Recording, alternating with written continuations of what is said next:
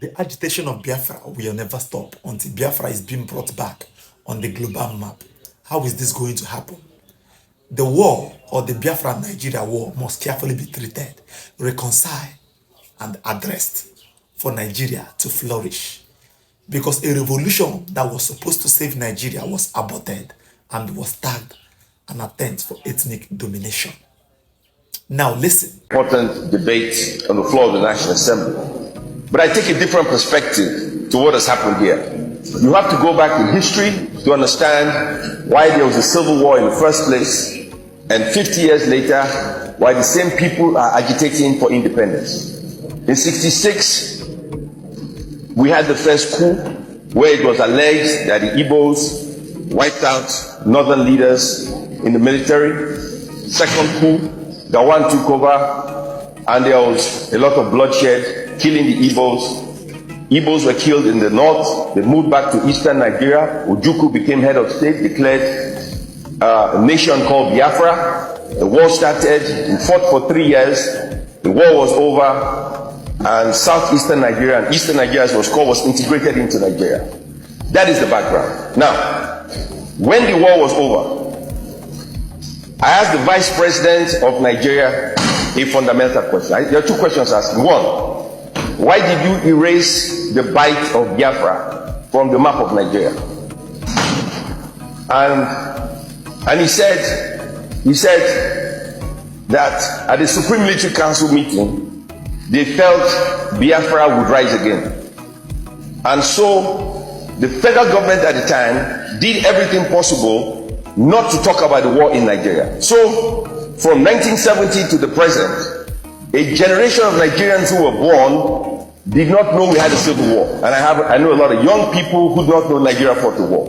This policy of being an ostrich and not addressing issues is counterproductive. If you lived in America, you know you had the Vietnam War, which happened at the same time as the Nigerian Civil War. You had the Korean War, you had the First World War, you had the Second World War. You have all kinds of wars. And they talk about it all the time. If you watch the Discovery Channel, you can see all the wars in the world. And the reason they televise these wars is so that you can learn from the mistakes of others, so that you do not become a fool and make the same mistakes and fight again. And so here we are 50 years later, talking about something that could have been avoided if the federal government at the time understood the value of history. So one, we erased the Civil War from our consciousness.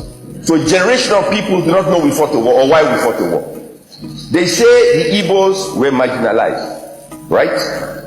They fought the war, they lost. Today, they are the most industrious people in the country today. They are the richest Nigerians in the country today. One of the most educated people in Nigeria today. Yet, they feel marginalized. If you compare the Igbo man to the other sections of the society, you would say the Igbos are very privileged because of what they have. Yet, a generation of Igbos say they are marginalized and they want to secede and they want a nation.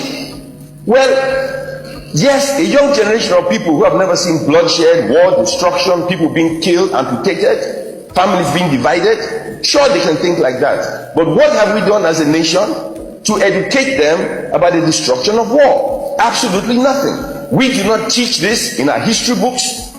We do not tell our children what war is all about. It's easy to talk about war.